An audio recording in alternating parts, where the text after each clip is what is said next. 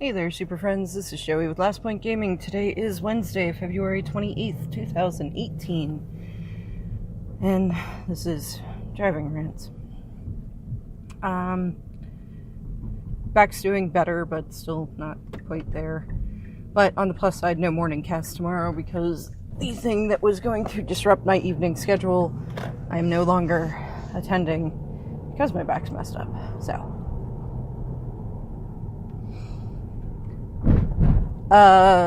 Man, what do I have to talk about today?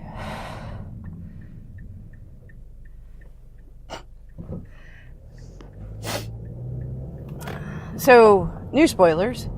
Dana Fisher got 2 spoilers. Woo, go her. Her 2 spoilers were actually spoilers I'm pretty fucking excited about. And that is Pendlehaven and Nettle Sentinel. Though, I think I traded something for my Nettle Sentinels because I was totally going to build modern elves. And then somebody made humans a thing. And I went, fuck those elves.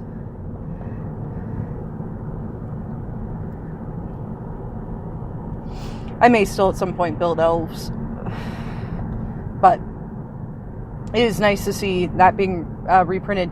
Pendlehaven, it's really nice to see a reprint on, because I want to say between that and Noble Hierarch were the 2 cards in fact that I was like, nope. And I was like, do I really need Pendlehaven? Yeah, you do. You do. It's a good card. What other cool spoilers have we gotten since I talked to y'all yesterday?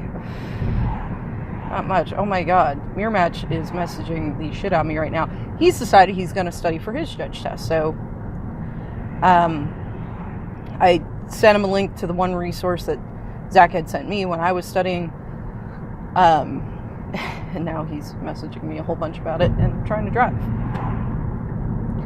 Note, I'm not reading his messages or anything. His little Facebook chat bubble is just popping up over.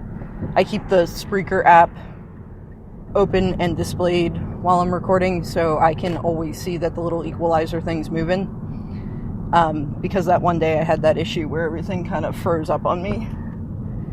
I think because I had listened to a voicemail right before I left work that day.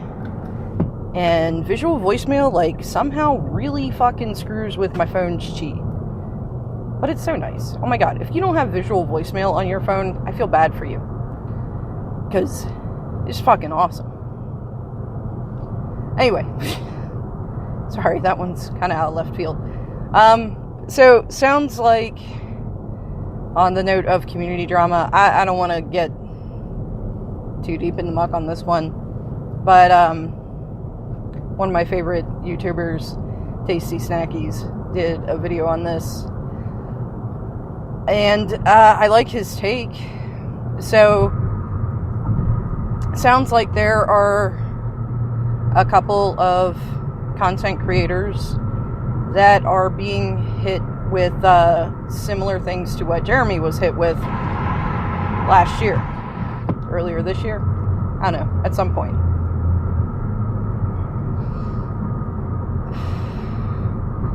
Now, Jeremy also did a video on it, and yes, I watched it. I can't help it. YouTube tells me.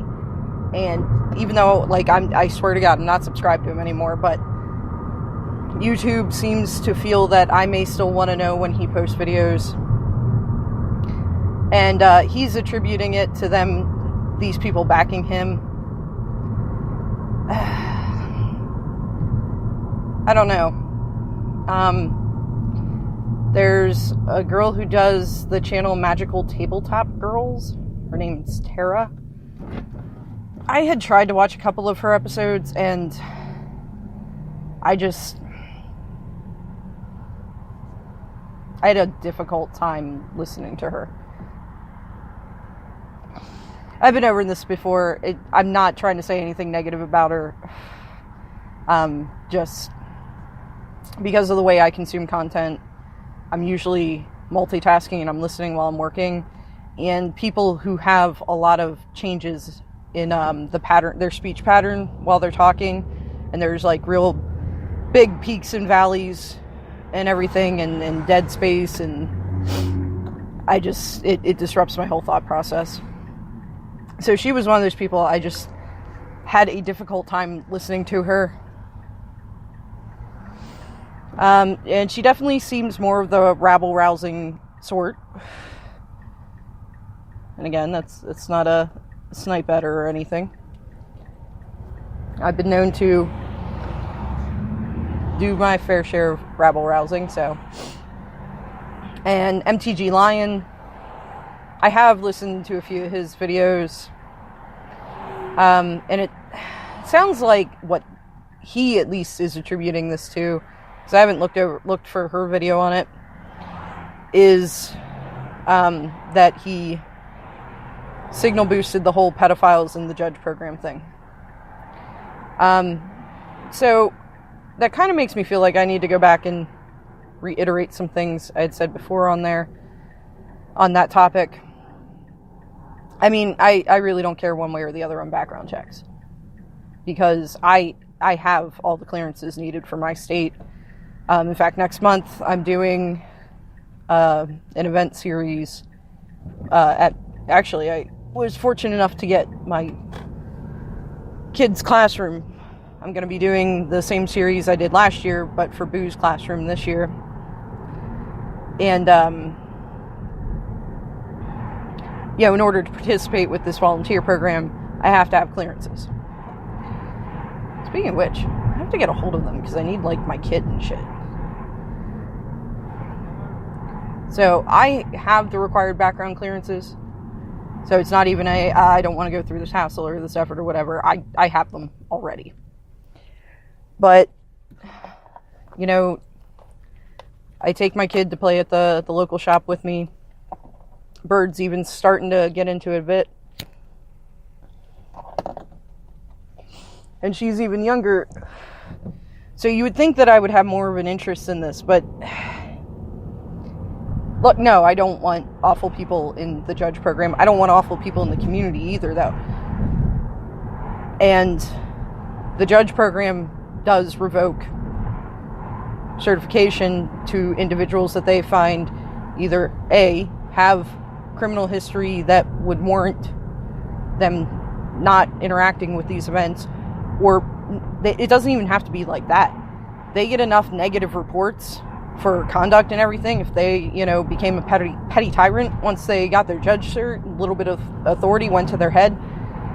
The judge program will review this, and this is why I do encourage, if you have positive or negative feedback about a judge, on the Last Point Gaming Twitter, there is a pinned tweet that has the link to report judge conduct to the judge program. And again, you can use the same link if it's positive or negative. And I do recommend shouting out the positive stuff when you come across it, like judges that really go above and beyond the call, because it is nice to get some recognition. But if you're seeing inappropriate things, if you're seeing judges that aren't enforcing policies that they need to be enforcing, if you know of a judge that is certified that has smears in their background that should prevent them from interacting with this sort of event, report it, please. I don't want that in the judge program, but the reason I'm not all gung-ho and let's all get background checks is, in my eyes, it doesn't really make tournaments safer per se, because again, there's no regulation on the players. When you sign up for your DCI number and give your name, you don't give any ID with it. So that may not even be your real name.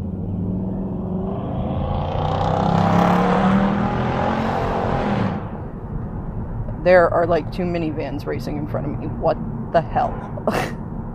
Have fun with that there, guys. But yeah, you don't even have to use your real name. My DCI number is registered to Joey and my correct last name. Joey is, of course, not my given name. It's a shortened form of my proper name. So you're not going to find any legal records on me. You know, and that's why I'm saying, like, also, like, you do have to keep in mind that now somehow Channel Fireball decided to screen for Jeremy trying to show up at the 1GP. And that's cool. But, like, when we went down to Richmond, there was another event going on at that convention center. I remember because they had a table with, like, these little stuffed dragons or unicorns or something that was like, oh my god, I want one. But, you know, there was another event going on there. People just kind of wander in and out because just because you're showing up to the tournament doesn't mean that you're registered for the main event. You could be there to do side events. So any random person can wander through those doors. So here are my tips for staying safe at Magic events. And I went over this before. There is no reason a judge should ever need to pull you aside out of line of sight or reasonable auditory range for other players. You know, there are sometimes a judge may ask you to step away from the table because the thing that they want to address with you, they don't want your opponent to overhear. Like, I know our regional or district L2 at not the last PPTQ, but the one before that, it was Duck Hunt's first PPTQ. It was his first time registering a deck list. He made an error, and his match happened to get grabbed with a random deck check. So the judge took the deck list, took their decks, looked them over, came back and asked him to step away from the table so he could talk to him because he didn't want Sir to overhear what card hadn't been registered, because that's what it was, a card in his deck he had forgotten to register. But it's not like he drug him off to the alley behind the store. They walked away from the table a reasonable distance, still in line of sight. Now, that's at my local store. The store is not, you know, as big as a convention center. But, no, there should be no reason that you ever need to go off alone with anybody. If you notice somebody is leading you away from basically the crowd, and a judge, another player, whatever, stop walking with them and be like, wait, what's going on here? If they try to coerce you, and damn sure if they get physical with you, get fucking loud about it. Make a scene. Because I have a lot of faith in this community that somebody who hears or sees, oh God, why are you trying to kill me? It's not your turn to go. Somebody, you know, that overhears you making a scene or sees it is going to intervene and try to find out what's going on. So, judges actually have very limited authority over you. And it's mostly only to do with what's going on in the game. And, you know, in a big tournament, floor judges, you can appeal anything they cite you with to the head judge. And I highly recommend that you do that if you feel you've been treated unfairly or that you've been harassed by a judge. Most definitely report that shit.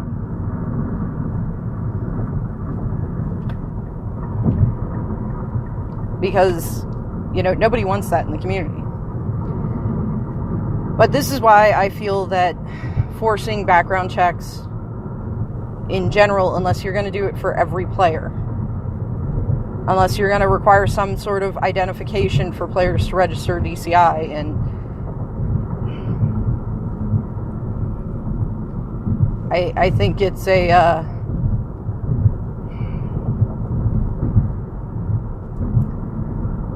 I think it's kind of a placebo effect measure.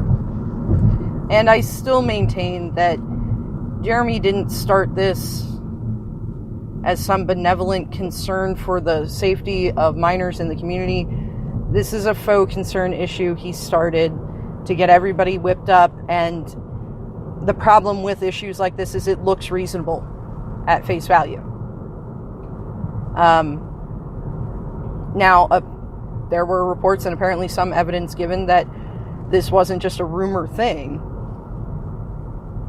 But again, I highly encourage any of you out there that know of local judges that shouldn't be, you report it. Because the judge program really can't do anything about it until it's made known to them that there's a problem.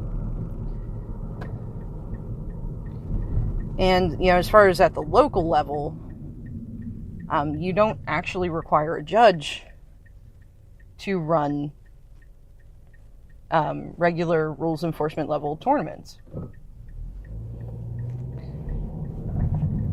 You can make pretty much anybody a TO.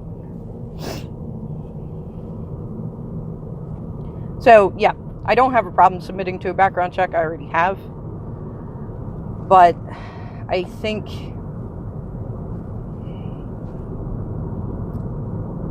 there is a bigger threat from outside of the judge program. Because, like I said when I talked about this before, when a judge doesn't show up to their post, it's going to be noticed. People are going to be like, where the hell is this guy? Mostly because it's probably going to cause extra work for another judge that then has to cover both.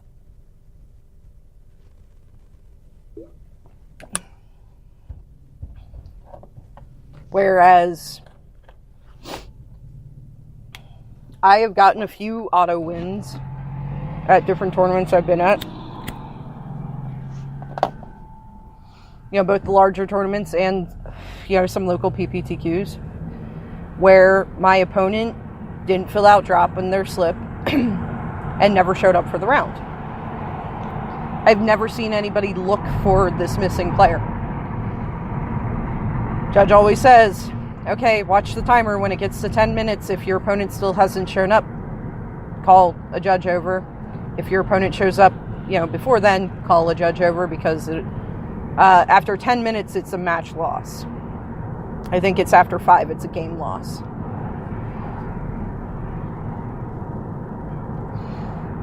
Or it might be like after 7, it's a game loss. After 10, it's match loss. They usually announce it at the tournament what the tardy penalties are. So yeah, they, once they start getting things rolling, it's like, okay, if you don't have an opponent, raise your hand. Judge comes over and says, all right, well, if your opponent's not here by this measure on the clock, call for a judge. But again, I've never seen them look for that missing opponent. So it's way more likely, or way more feasible, that if somebody wanted to be a predator at one of these events, they wouldn't register as a judge. They'd register as a player.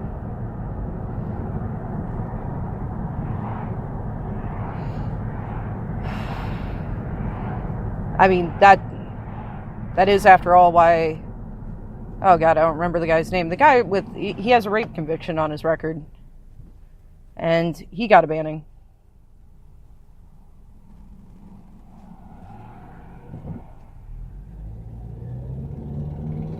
It's like, well, you're not safe to be around the players in the tournament, I guess. So, yeah, just... And as far as, whether or not WotC bans the other creators, I've expressed my opinion on the lifetime ban on Jeremy. I think it was very heavy-handed of WotC, but I also think they were kind of in an impossible position at that point. If they go too soft, they're going to piss off all the people in the community raging for some action to be taken. If they go too hard, they turn him into a martyr, which is ultimately the path they ended up going on. But at the same time, in making him a martyr for his cause, they also made him not their problem anymore. They imposed upon him the only sanction that they could. So, You know, and it's funny because I still see people like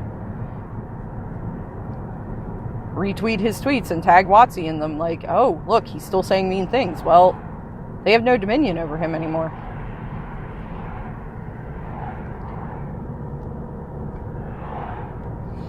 Whereas if it had been a,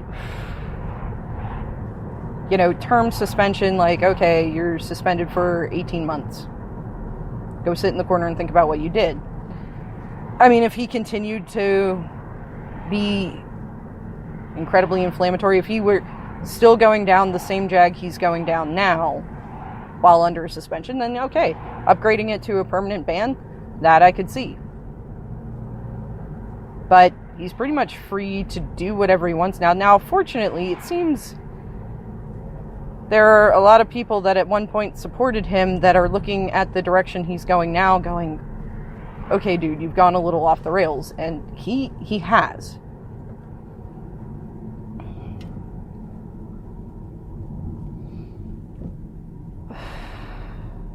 His conspiracy theories are getting a little hefty. And though one of the people on this list of people who may be facing action, Rudy from Alpha Investments, what? I mean, don't get me wrong, I can see why they don't give the guy spoilers. He is not part of their family-friendly, you know, content creation group.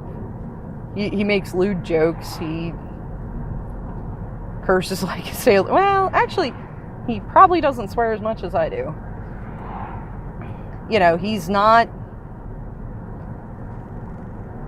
you know, clean-cut, straight edge. He's he's very rabble-rousy himself.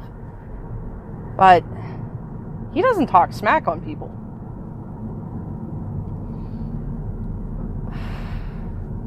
Like, during the AMA, he did like a 4-video series answering AMA questions that he solicited on one of his videos. He tried to answer like everything, I guess. And, you know, a lot of people asked him about the Jeremy situation and the judge program situation and everything. And his basic answer was, yeah, I mean, I still talk to Jeremy, but I still talk to the professor, I talk to Wedge, you know.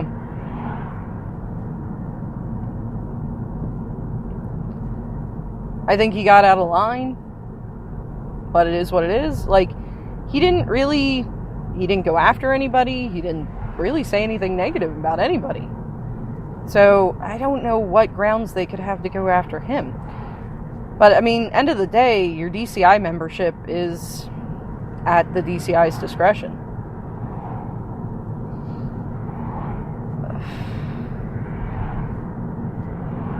Problem is, they start banning people over stupid shit, they're gonna start losing.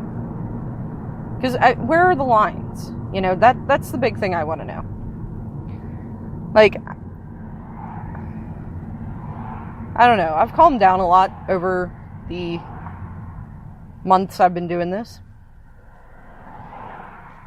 I've calmed down a lot on Twitter. You know, I've started like really thinking about the things I say ever since I got fucking blocked by Sprankle. Because I felt bad about it. It's like, man, I said something that she felt strongly enough about that she decided to block me. Not mute me, not, I just don't want to see her crap anymore, but like straight up block me. So what did I say? And I went back and I looked over it and I'm like, yeah, okay, I really got out of line in that argument. And that's my my albatross. That's, you know, when I want to go on a hardcore rant and tear into somebody, I think about that and I think, yeah, no, it's just not worth it. Like, I try not to attack people. I will attack viewpoints. I will talk about when I feel like an article written is just utter bullshit. And I'll talk about when I feel like somebody campaigning for everybody to be, you know, fluffy and nice to everybody starts calling their detractors nasty things and employing tactics that they have spoken out against, I think it's bullshit.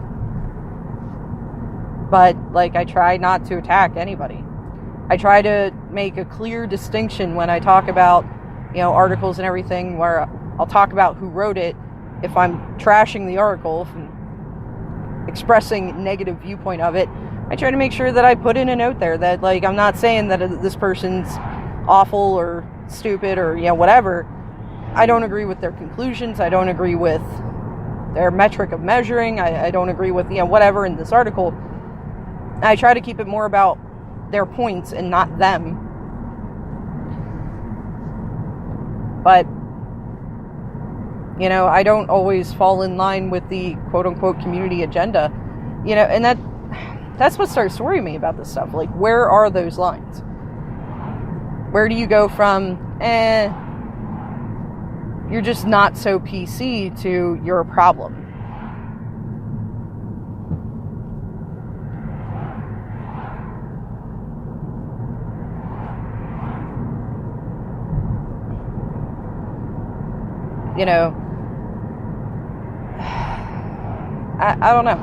I don't know.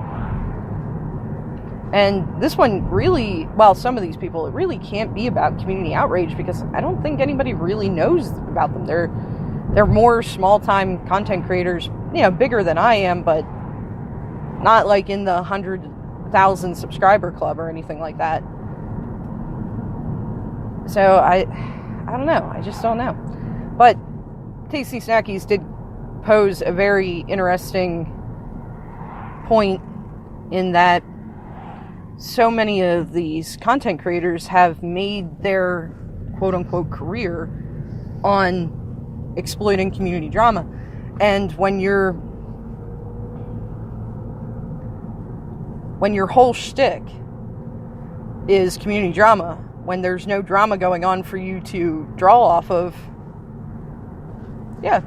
strike me as quite possible that people manufacture it to get those numbers up. I mean, I look back over my casts that have the highest listen counts, and oddly enough, when I talked about the game Slime Rancher, that one's got a whole shit ton of play. But I mean, my most popular tracks are the ones where it was heavy on the community drama shit.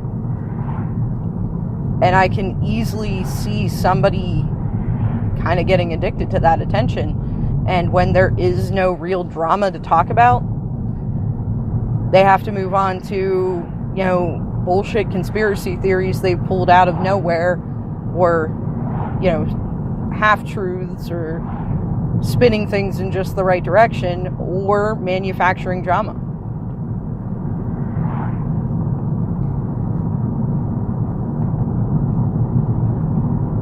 And I think that's a very valid point from him.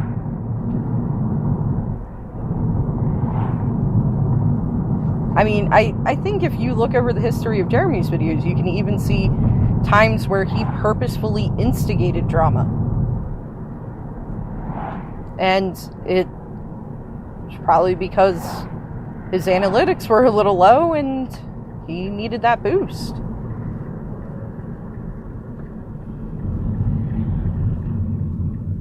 I mean, I'll admit, pretty much the only videos of his that had any appeal to me were drama videos, because I think box opening videos are dumb.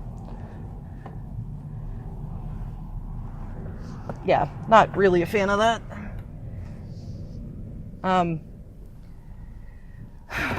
But yeah, I don't know. It'll be interesting to see what comes of this. I'm going to keep an eye on it, and I'll try to mention it, but I'm definitely going to try to avoid going back down that rabbit hole and getting too involved with it. But I have to make a quick stop here, but it's only a couple blocks from my house, so I'm going to cut y'all off here. As always, if you made it this far with me, thank you very much for listening, and hopefully I'll talk to y'all tomorrow.